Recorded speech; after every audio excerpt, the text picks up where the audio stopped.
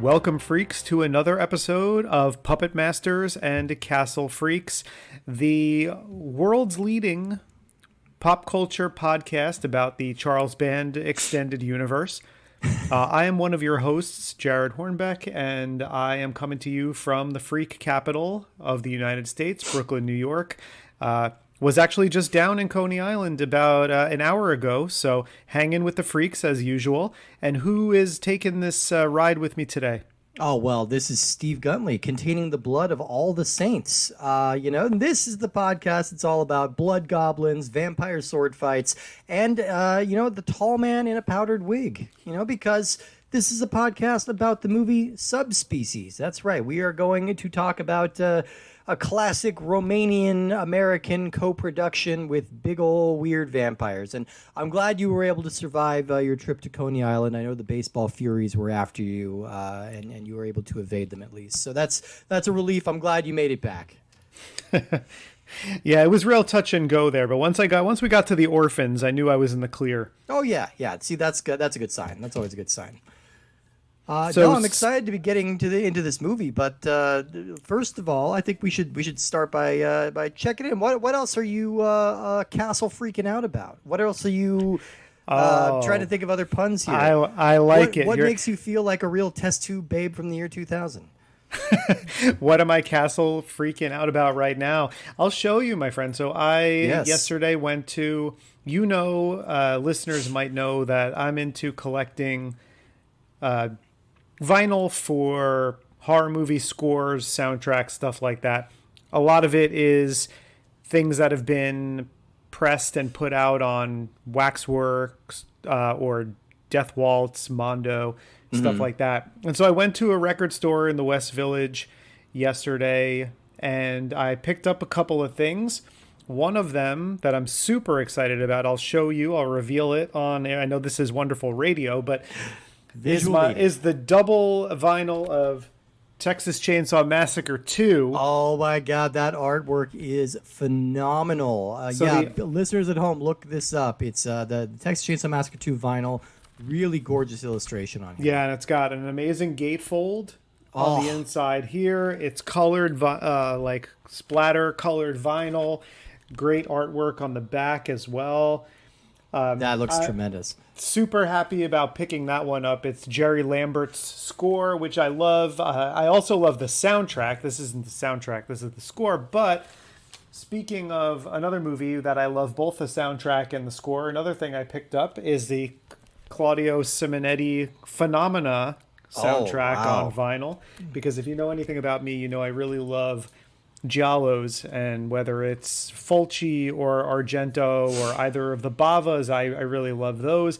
And Italian horror scores in particular are one of my favorite things to collect, and so I've got a bunch of those and happy to add this one to my collection. And yeah, so Steve, that's what I'm for castle freaking out about right now. What are you castle freak out about? What's your life full moon featuring these days?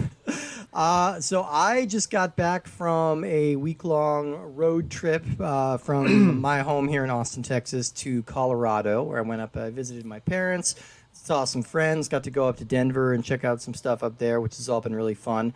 And my parents insisted that I bring back a box of stuff that's been sitting in their shed for a while, so I could bring kind of clear out some space for them. And so I got this box full of old video game consoles that I'd completely forgotten I'd owned. So includes the ColecoVision. That includes an original Atari 5200. That includes a Panasonic 3DO. That includes a Virtual Boy. Like, I've got a lot of famously crappy video game consoles. They're in rough shape. They've been in this shed for more than a decade, probably closer to 15 years. And they've got a lot of dust and stuff. So my afternoon project has been tidying these up, and then I'm going to start dusting them off. And I need to reacquire some games for them so I can test them and see if I can get them working again. But I'm excited for that Virtual Boy in particular. I think I can get some fresh new migraines off of that thing. So I'm really looking forward to that. I don't have enough sources of intense searing eye pain in my life anymore. but that'll do it. Wow, it sounds like that's about to change if we're Oh, yeah. if we're being honest. Plus, but if you're around our age, you always need an excuse to hurt your back further, you know? So I think of bending course, my head of to course. look into one of those things is going to be a real great way to do that. Well, you know what makes back pain a little bit easier to swallow is a stiff drink. And so right now I am drinking a 6-point Sweet Action New York Pale Ale while we get ready to talk about this movie and not dive too deep into the series as a whole, but just to this entry. You drinking anything on your end there, my friend? You know, I am just having I'm trying a new sparkling water. I have not tried this brand, but it's an Austin-based brand called Rambler, and it's a Satsuma-flavored sparkling water, which I'm enjoying very much. It's just a precursor. I'm going to have a nice, appropriately themed to this movie, red wine with dinner after this, and of course a nice steak and everything. So I'm going to be getting a lot of meat and blood all over my face for the rest of the evening, which is going to be great, obviously, because this movie really inspires that sensation in me, I think. And this is a first-time watch for me. Have you seen this one before?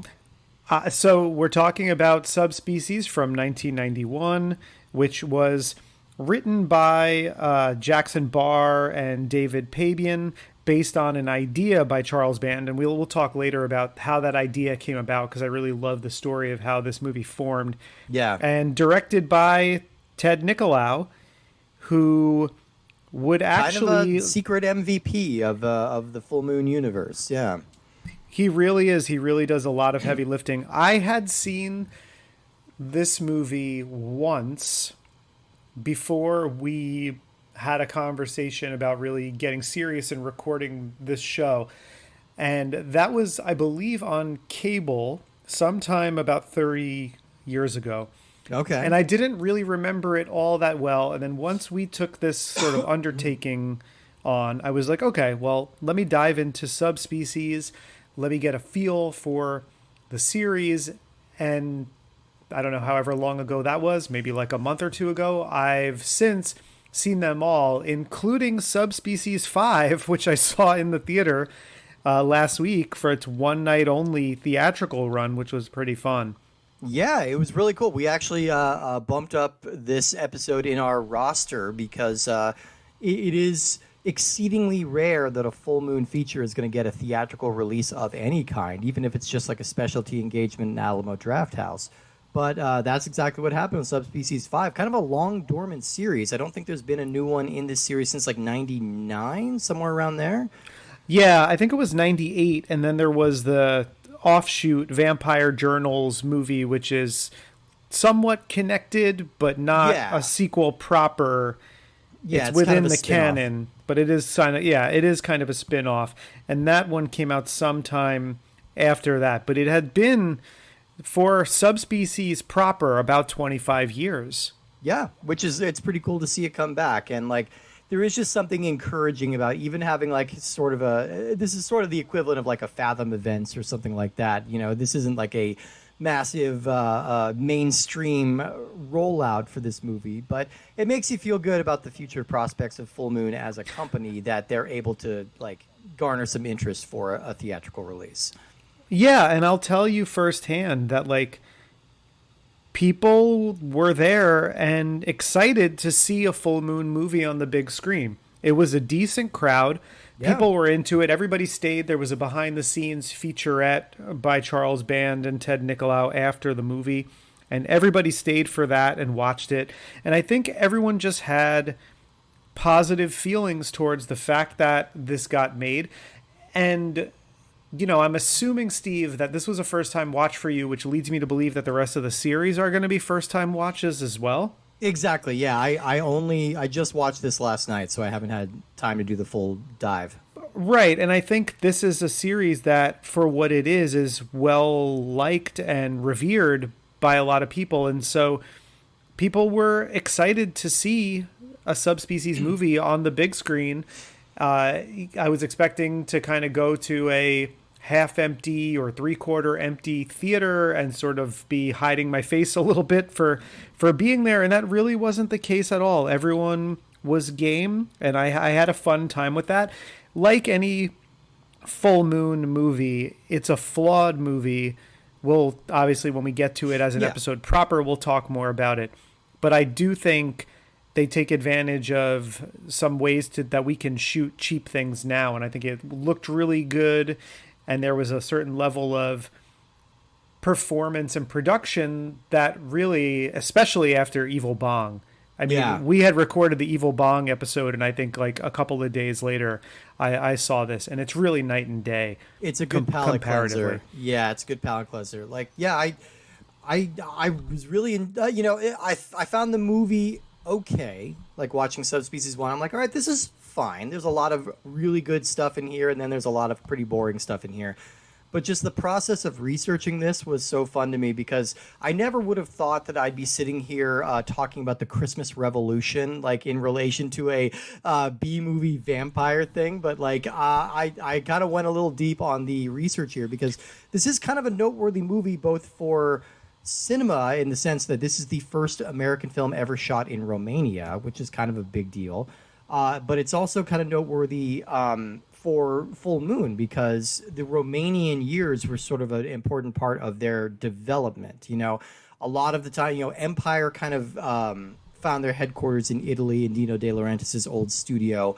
And then when they lost that, they were able to find kind of a new headquarters in both Los Angeles and in Romania, outside of Bucharest. So they were running this whole film studio and producing a bunch of movies in this really interesting and kind of underseen part of the world.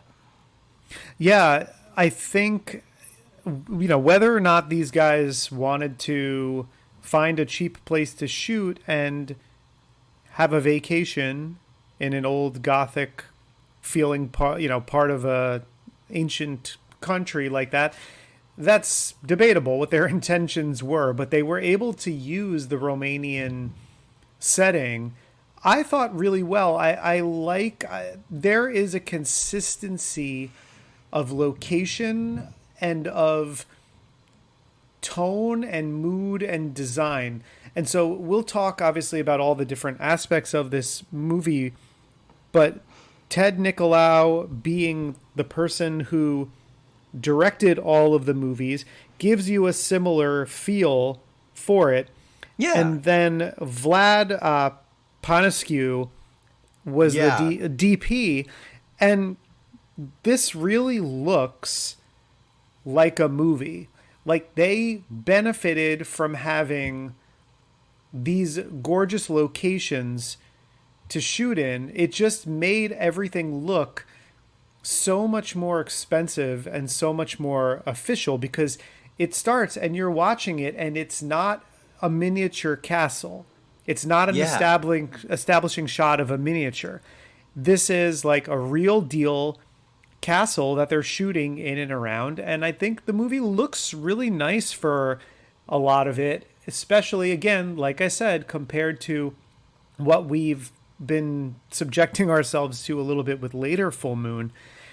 I think I had watched another Full Moon movie that we'll talk about sometime in the future, hopefully in the distant future, called The Killer Eye, which was virtually unwatchable. And then the one I put on after it was Subspecies, because I was like, I've never seen these, and we're gonna be taking this on. I know this one has a better reputation, and almost instantaneously, I recognized like, oh no, this feels like a movie proper, right? And I think they benefited so much by having this gorgeous Gothic place at their disposal.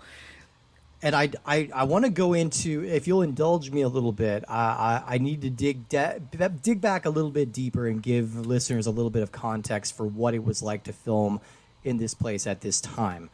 So I'm taking us all the way back. I'm going to 1965.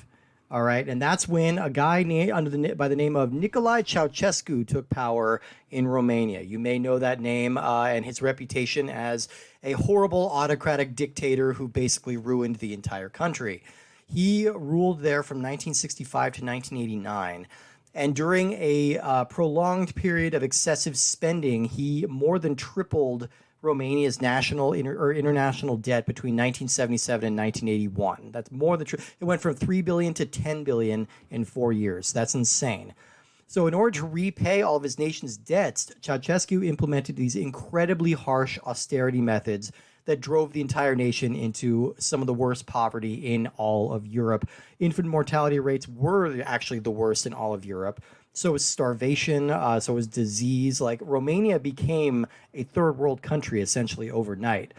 As unrest grew, Ceausescu gave his secret police unfettered power, which they used to terrorize and murder any protesters or anyone who would speak out against it.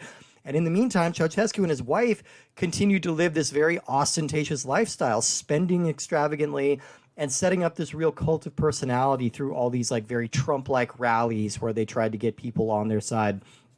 So as revolutions began sweeping throughout Soviet Europe in the 1980s, tensions finally grew to a boiling point in Romania. And during the Christmas Revolution of 1989, Ceausescu's palace was raided, his government was toppled, and the dictator and his wife were literally shot in town square.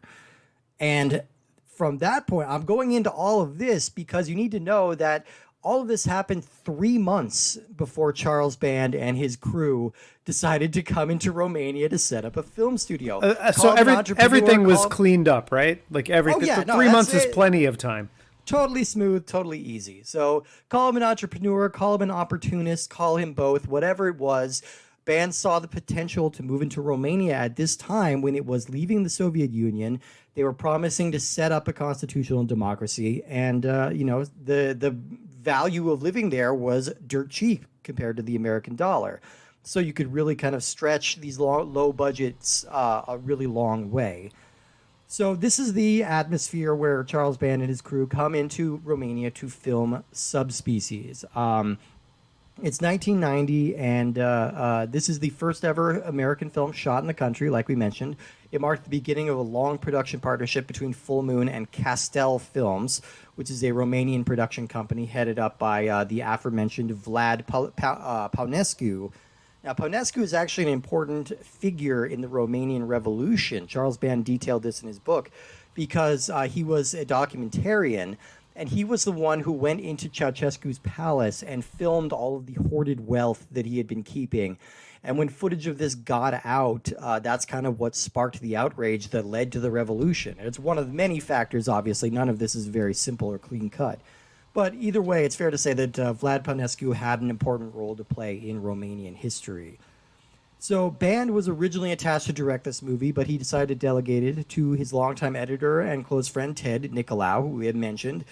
Now, he directed a few films for Band before, movies like The Dungeon Master and Terror Vision, which were pretty critically hated when they came out under Empire's label, and they were also like not necessarily crossover video hits like Puppet Master or some other, or Reanimator, other films like that would be.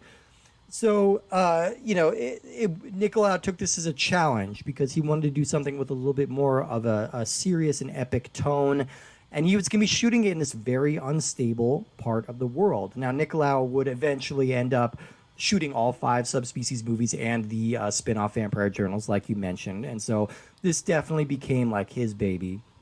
Now, the production on this film is famously one of the most challenging that Full Moon ever underwent. So Romania was in this wildly amorphous place at this time in history.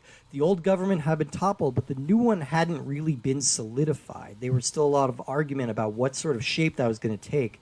So it was in this kind of lawless, like, mid-state. There was still a lot of unrest. There was still a lot of violence between, like, the communist loyalists to Ceausescu and, like, the new regime that were coming in to replace him. And so it wasn't the safest place in the world to be setting up a new business and bringing in a lot of people who didn't really know the culture.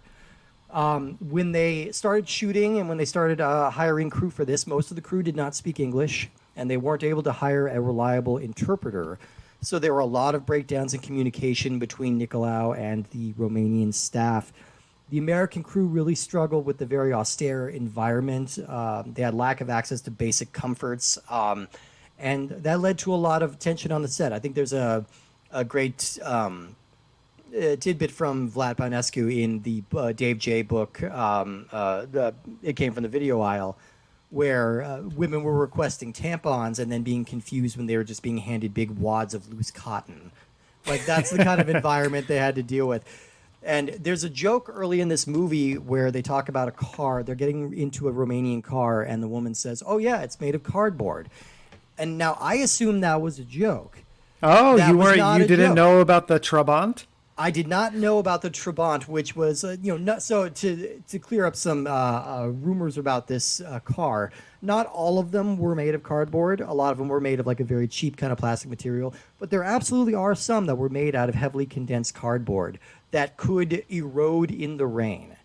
So that's a pretty wild car to be expected to drive around in if you're used to like an American vehicle. So there was a lot of tension with that staff and a lot of problems with it. And I think they were also running into some problems with Charles Band's way of doing business. So I don't know if we've really touched on this much yet, but Charles Band he settled in during the Empire days on this model of get a title, get a poster, and then sell that. And then we'll make a movie based on the poster that we sell. And Subspecies is a perfect example of that because this originally was not intended to be a vampire movie. It wasn't intended to be any movie. What it was, if you've seen the artwork for this, it's a scantily clad woman with like her nightgown all torn to bits, and she's being carried away by a bunch of tiny little green men. And then we get that evocative title. We get a castle in the background. Subspecies. Looks pretty cool. But that's not what this movie is about. It's not, and I'm glad you brought that up because I was going to talk about sort of where the idea from this came from, the movie poster that you just described. But I have to side with Ted Nicolau here, who was the person who wanted to turn this into a vampire movie, because you have essentially Transylvania, Yeah. and you have this beautiful Gothic setting, and you have the freedom to shoot inside these real places that aren't sets, and it's just the perfect setting for a vampire movie. And I like that we get more of a straightforward vampire movie than we get a movie about little blood minions. Yes. Yeah, the blood minions are really kind of shoehorned into this movie. But it created a lot more production problems for them as well. I was just going to say, at what cost, too, right? Exactly. And one of these days we're going to dig into what Charles Band's obsession with little tiny monsters is. Like, all of his movies seem to need to have some tiny little boogans to cause some mischief. I don't know. I think he just settled on that. Maybe it's because they're very toyetic and you can turn them into action figures or something. But either way, he did insist that the little guys did make it into this movie, even though that's not what it was shaping up to be. And so originally Ted Nicolau was going to be using kind of the old school style of just having men in rubber suits with a larger than average like set for them to walk around on. So there is some footage that exists where you could see like these guys. And, I think they wisely realized pretty early on that this just wasn't working. It looked very silly. It looked very disparate. And there just was a lack of, as the way he put it in the vidcast that I watched from back in the era, there was a lack of magic to these little subspecies characters.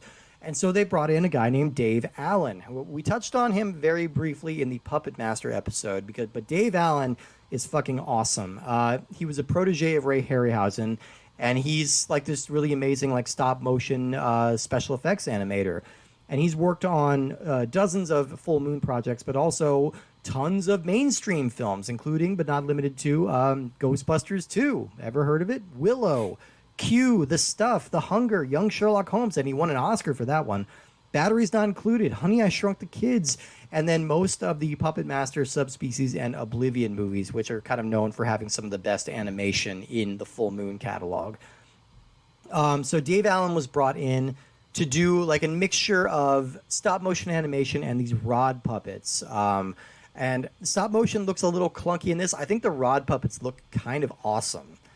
They have this really fluid movement, and they move very fast without making it look like the camera's been overcranked or anything. It's really a pretty cool effect. They never don't look like toys. They never don't look like little dolls, but it's still kind of cool.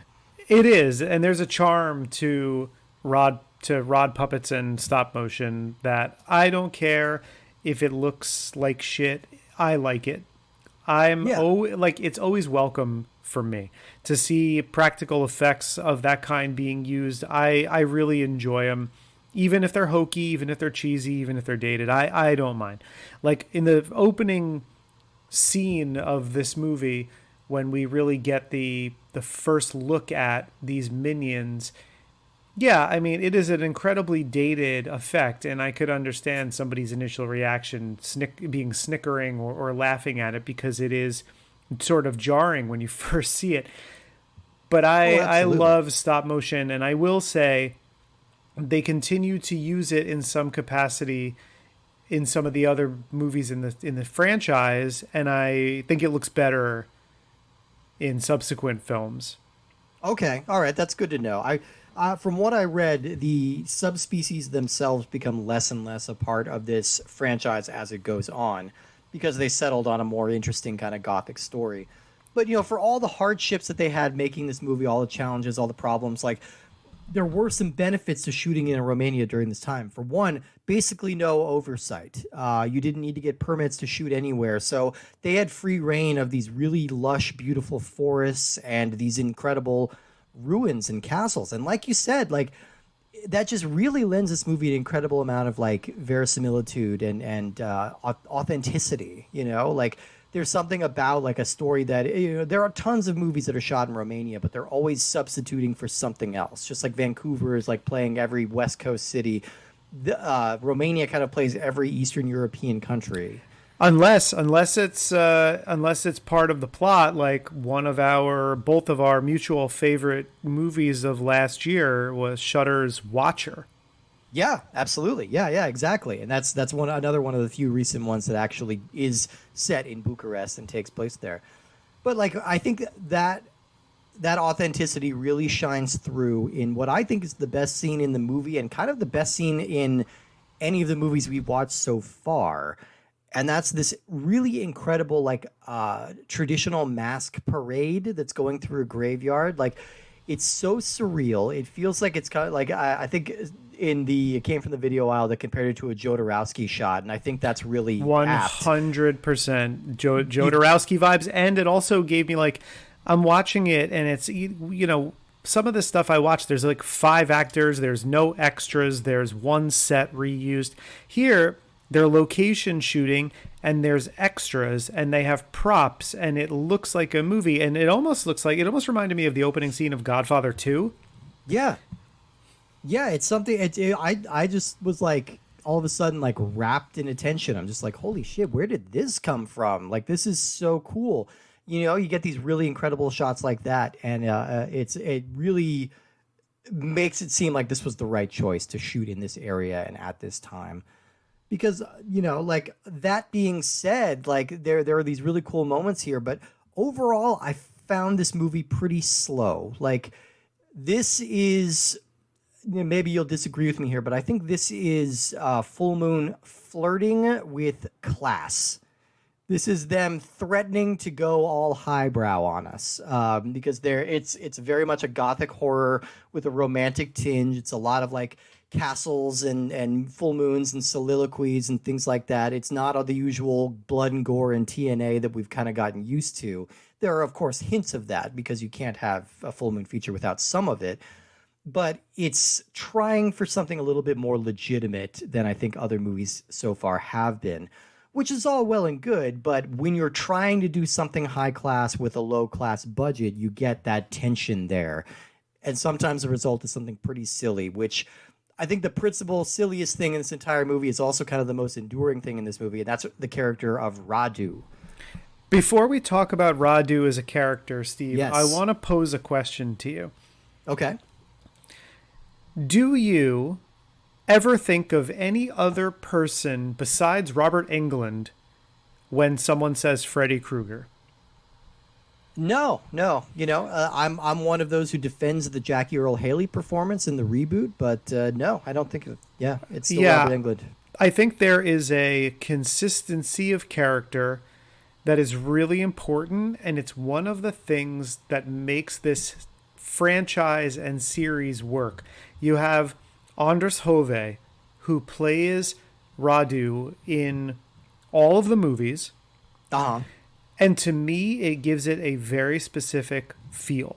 This character has a design there is a performance that is consistent from film to film Yeah. based on the look, the way of speaking, the body movements, the way this character is played across films is consistent to the point where I sort of enjoy that you could go into Subspecies 4 or Subspecies 5 and not really know what to expect, other than that you can imagine how Anders Hove is going to play Radu in the film. And to me, that's one of the things that makes a standout, identifiable villain in a horror franchise. Whatever you might Absolutely. think of Elm Street as a series, nobody is going to take away from the fact that at least you have Robert Englund being Freddy in a way that you're used to, and you understand his Freddy in terms of performance and in terms of design. Now, And you get to see it evolve too. You get to see him find the performance over the multiple movies. Yeah. right, and this is not as sophisticated as I remember. This is a low budget fringe thing. Whereas Elm Street is a much more mainstream series. Yeah. But I do think that Subspecies as a whole benefits from having this character played by the same person movie after movie after movie. I mean, it doesn't hurt that the second and third movie were shot back to back like minutes after this first one was made. Right. Yeah. I mean, Anders Hove is a very interesting film presence. Firstly, I think he's the only actor I've ever heard of from Greenland. He is a born and bred Greenlander, which is pretty wild. And he's a really intense kind of artsy sort of performer. He's worked with Dogma 95 quite a bit. And I feel like he's dialed in and he knows what he's doing and he's willing to go very big and very weird. And he goes extremely campy in this movie, hissing a lot of his dialogue. And I think it's one of those things that mostly it stands out and looks a little embarrassing just because nobody else is trying to be on his level. I kind of wish the other performances were pitched a little bit more to him rather than him being pitched down. So I will say this and nothing else. Go back to that thought when we hit Subspecies 2. Okay. All right. Interesting. I'm looking forward to that. Yeah, because I'll try and give a very basic plot overview. This is about three college students who are visiting Romania. They're traveling Bucharest and studying the various local mythologies. And they sort of find themselves in the middle of this really ancient power struggle between two vampiric brothers who are now kind of fighting over this ancient relic called the Bloodstone, which is going to be very important for the series from here on. And it's said to kind of contain a little bit of the blood of all of the saints. And this is kind of where we get this movie does some interesting things with vampire mythology that I think I've seen anywhere else. One of them is, of course, the subspecies, which is a very shoehorned idea. But early in the movie, the villainous vampire Radu breaks his long, pointy fingers off with his bare hands. Cool effect. Drops the fingertips to the ground, and those fingertips morph into these little minion things, these little 6-inch tall monsters that can perform his bidding for him. And I'm going to say right now, they don't do much. They have very little impact on this as a movie in general. You only see them about once every 30 minutes. It's not a very long movie. So you're not going to see them very often. And the other interesting wrinkle that this adds is that the vampires in this movie have decided not to hunt people. The Bloodstone as a relic allows them to subsist on this blood without having to go feral. They don't have any conflict with humans. They don't want to kill. They don't want to take lives. And they found a way to kind of live harmoniously with humans. Part of that was through the leadership of the king vampire, played in one scene by Phantasm's Angus Scrim, in a great little cameo that I actually did not recognize was him until looking at. Now he looks like Louis XIV with that powdered wig. He's got this ridiculous look going on, to the point where I thought when he comes in, it's a flashback.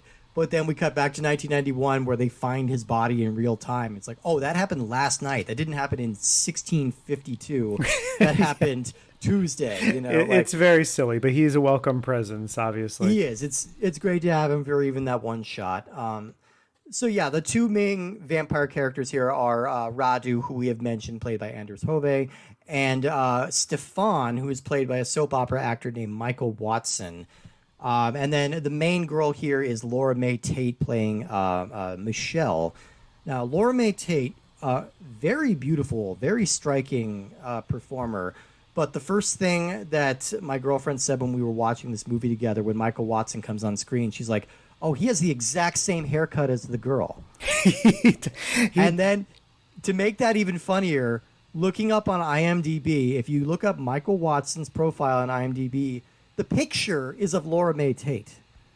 Not even kidding. The picture on his IMDb profile is Laura Mae Tate. You have to click it to open it to get the wide shot that it's the two of them like looking in each other's eyes. But it's fully her in profile.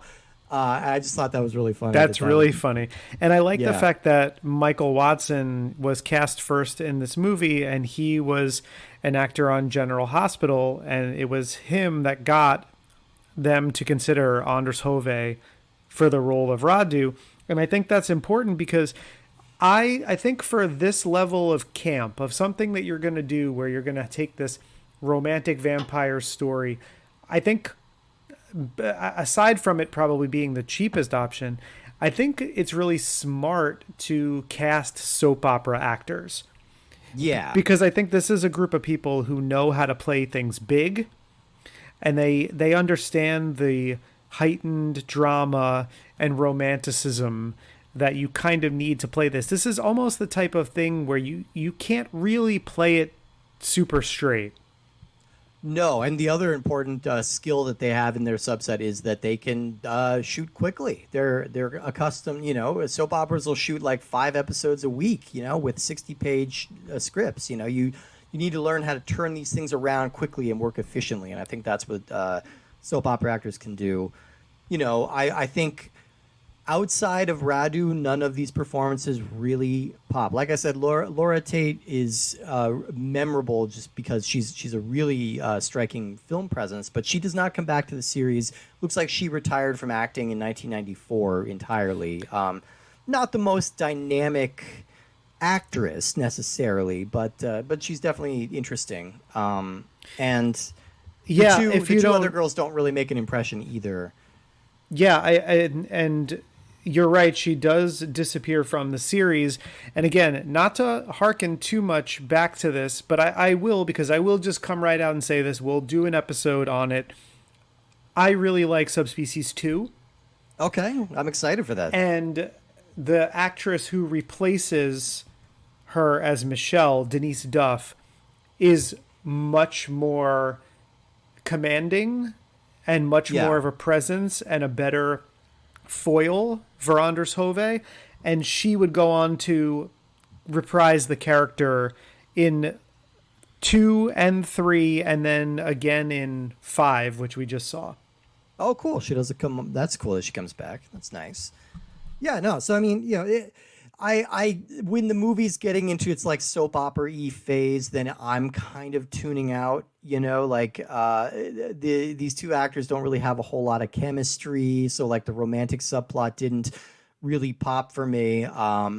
But really, a lot of the pleasures of this movie are coming from the environments and just some of the gonzo elements of the plot. Like I mentioned early in the beginning, there's a great sword fight between Radu and Stefan in the end, which is like, okay, you guys did not give these guys any combat training at all before shooting, did you? Because it's kind of like two kids with sticks on an elementary school playground. Like, it's that level of sophistication. It's stilted staging, to say the least. Very, very much so.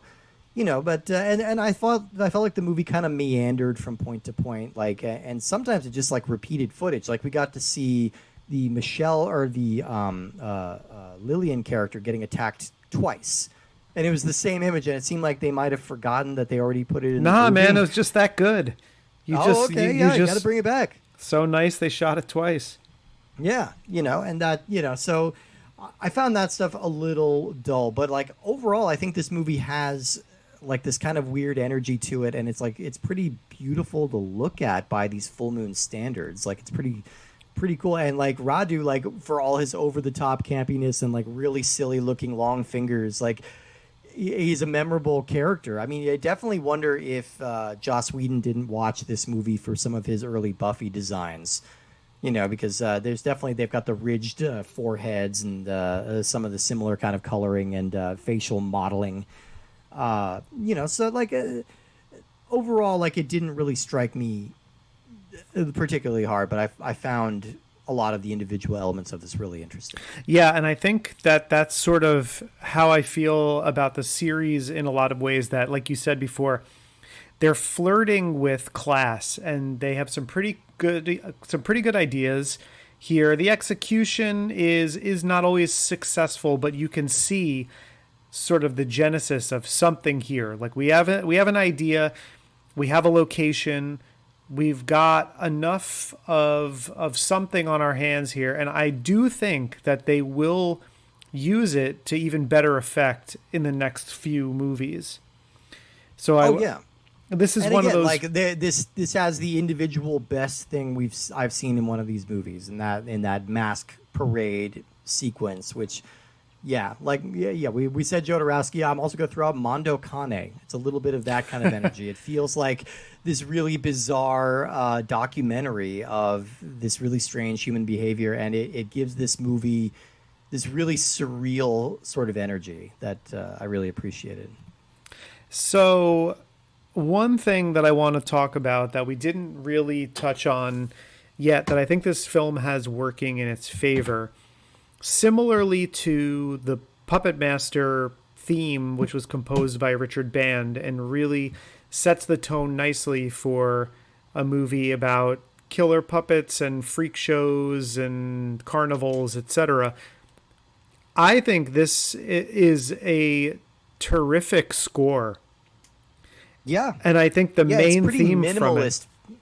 Yeah, but when it really kicks up, like once a lot of it is just kind of like X-Files style, like background hum. But when it really kicks up and like you get the energy out of it, it sounds great. Yeah, the main theme from it, I felt like they knew they needed to come up with something that was grand enough, and so you have this orchestra and this chorus of voices singing and harmonizing, and it was just it was the perfect dramatic. I'm talking primarily about the main theme more than I am sort of the incidental music throughout the movie, but yeah, I really like the main theme to this movie has become one of my favorites now, that I'll sort of pop into a Spotify playlist of movie themes that I throw on from time to time because I'm a perfectly normal, well-adjusted person. Yeah. Oh no, you're doing great. You're nailing it. But I think it deserves credit. I think it's pretty good, and you can find it on Spotify. Like I found it. I did not think it was going to be there, but the Amman Folk Orchestra, the entire soundtrack is there.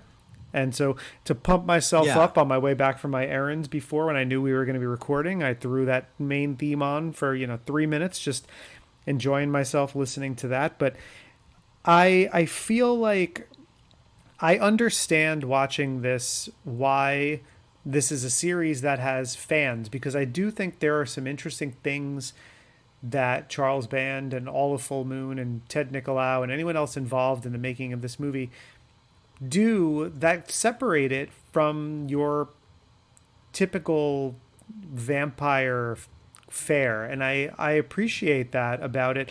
I think I don't know if I would say I avoided this movie necessarily, but I really knew very little about the series, and I feel like I had only seen the poster art that we talked about before. And I think I sort of went, ugh, another little tiny monster thing. Not sure how I feel about it. And only in reading It Came from the Video Aisle and Confessions of a Puppet Master did I go, this is just like a Nosferatu vampire movie. That's interesting. That's not really what I thought this was. I thought this was going to be some real grade Z schlock. And the funny thing is that I saw this film. I realized I had seen this film on cable, but I didn't know what it was, because things were happening and I'm like, oh, I vaguely remember this. I definitely watched this on Showtime or Cinemax or something in the early 90s, just no clue what it was, but there were some images that stood out to me as familiar.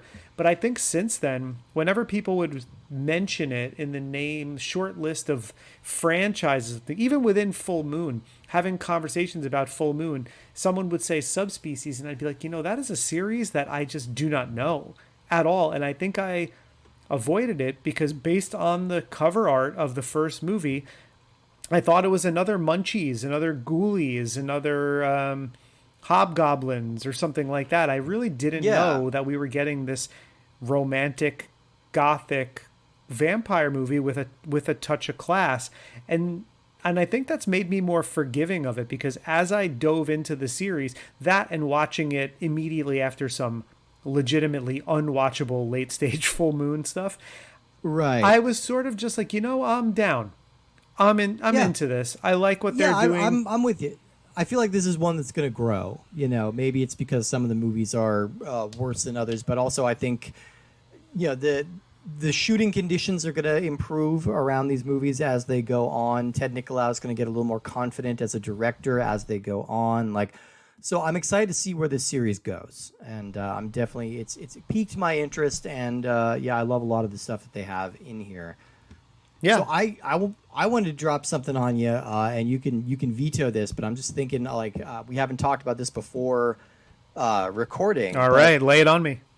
I think we should start ranking the movies that we're watching. Ooh, that's fair. I think we could start keeping a running list of our favorite to least favorite Full Moon movies, and that way we can kind of aggregate them. We can find a master list, a comprehensive, rock solid, certified by a notary public best of list of Full Moon movies. What do you say? Yeah, I'm down.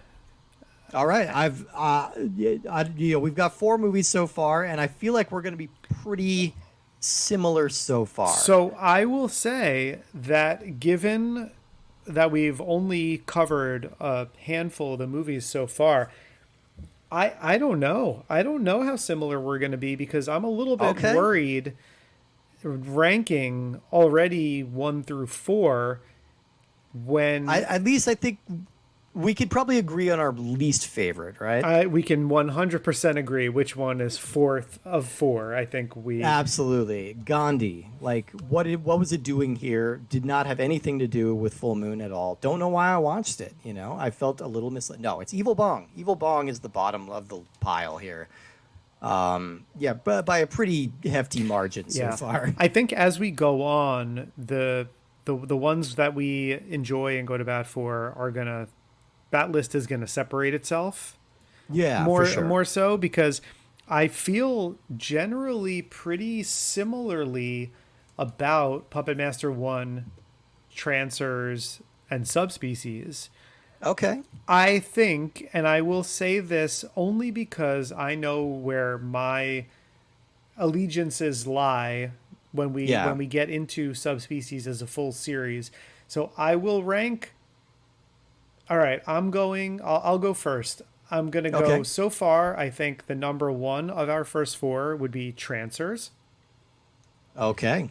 Guess what? We are in the same category on that one. I loved Trancers. I would say number 2 is Puppet Master 1. Yep, me too. All right. We lined up exactly. So number 3 is Subspecies 1.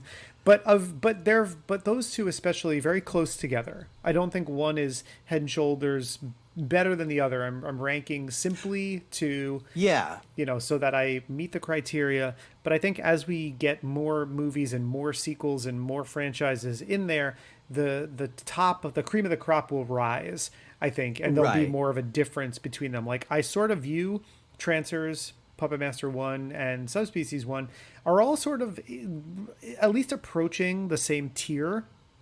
Yeah. Whereas Evil Bong was just...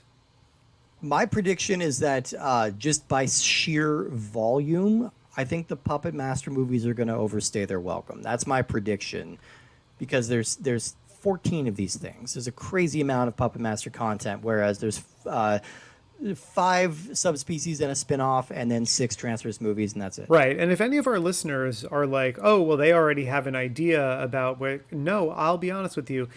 We're recording this, and as of this recording, I've only seen 5 of the Puppet Master movies. Okay. Yeah. Now I've only seen the one. So yeah. Yeah. You're I'm way ahead not. of me. There is still essentially double digits of movies in that franchise and extended cinematic universe that I have not yet seen. But I think you're right. I think some of those Puppet Master sequels are going to find their way pretty far down in our ranking. So through 4 movies so far, we have the same ranking. I think it will start to change a little bit. I think so. All right. So I'm before we set up for the next episode, I think there's 2 directions we can go. I have things in my spreadsheet one way, but there are 2 important facets of the full moon universe that need to be addressed. One of them is more child oriented. One of them is way more adult oriented. So I'm going to leave it up to you. Would you like to watch for our next episode Pre-Hysteria from Moonbeam Entertainment or Test Tube Teens from the year 2000 from Torchlight Entertainment? Oh man, I was just thinking. When you said that, I'm like, which Moonbeam and which Torchlight is he pulling out? So, you know what? I want to prolong my happiness and not dive yet into the children's entertainment yet. So I would like to do the Torchlight Test Tube Teens from the year 2000. Let's do it. All right. So next week we'll be talking about Test Tube Teens from the year 2000 from 1994, aka Virgin Hunters. And we're going to be talking all about the very sordid Torchlight Entertainment side of this business. This is the softcore porn element. So I think we're going to be getting into some interesting territory here. Yeah, and honestly, another reason I want to talk about that one also is because this is Torchlight stuff. A lot of it is pretty meaningful to me. I'm a, cis hetero male of a certain age. And Sure. So this entertainment was rampant on cable at the time in the early 90s into the mid 90s. And so some of these titles of these things, I remember watching them. I remember going back and, putting cable on after my parents were asleep and hoping one of these movies was going to be on again. Yeah. We'll talk about this next week proper, but I'm going to guarantee to our listeners right now, if you're nervous about listening to these episodes, these are not going to be triptychs through the masturbation histories of Jared and Steve. We're not going to be going into a lot of specific detail about our personal relationships with these movies because I'm going to try and take them at face value and try to find something to talk about with these movies because we're not even going to be digging too deep into all the Torchlight stuff because there's actually quite a bit more than you might imagine, and they get pretty repetitive after a little bit. So, but I think this is going to be an interesting conversation to talk about. It sure is. Yes. So get ready for that. Thank you everybody for listening, and we will see you then. Yeah, and if you're looking forward to that conversation and you've enjoyed the conversations that we've been having so far on Puppet Masters and Castle Freaks, tell a friend about the show. You can go to iTunes or wherever you get your podcasts and subscribe to the show so you don't miss any of the new episodes. Leave a nice rating and review for us. And anything else. Yeah, it really goes a long way. Yeah, in just, exposure for the show and us getting it out for more people to hear it so we can keep doing it. And you can follow me on Instagram at _cowboy_Jerry if you want to see some of my non-full moon features or sometimes full moon features related things that I'm posting, records that I'm buying, movies I'm seeing screenings of, just things me and my Sphinx cat are doing together. Hell yeah. And I'm Adminitor Matador on Instagram as well. My page is much less active and much less interesting, but hey, every once in a while, I'm going to complete a jigsaw puzzle, and I'm going to put that bad boy on there. And you're going to be glad you clicked that follow button. Let me tell you, I got a hard ticket to Hawaii jigsaw puzzle. That's the gold stuff right there. Is there a way for us to find is there a way to shoehorn Andy Sedaris movies into this? We got to find a way. I've got this whole box set, and I haven't really even dug all the way into them. All right. Well, But let's maybe not get that's ahead of Patreon ourselves. content someday. Exactly. Yeah. All Yeah. right. Well, all right. Well, we will see you all next time for Test Tube Teens from the year 2000.